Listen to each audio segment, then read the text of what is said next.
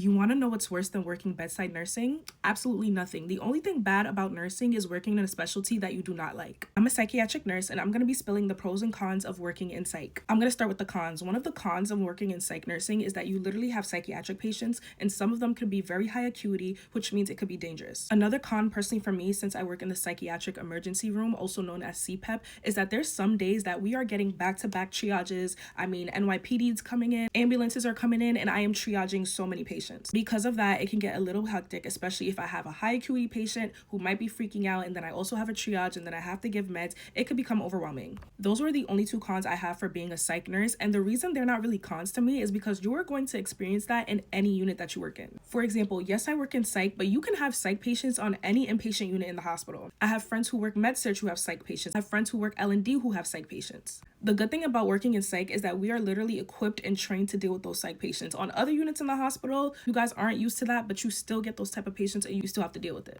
In terms of the triages being back-to-back, sometimes you'll also have that in a regular emergency room. And on inpatient units, although they don't have triages, they can have a lot of admissions on a single day. So I don't feel like those cons of psych are really that bad, only because it is universal and every unit has their own cons.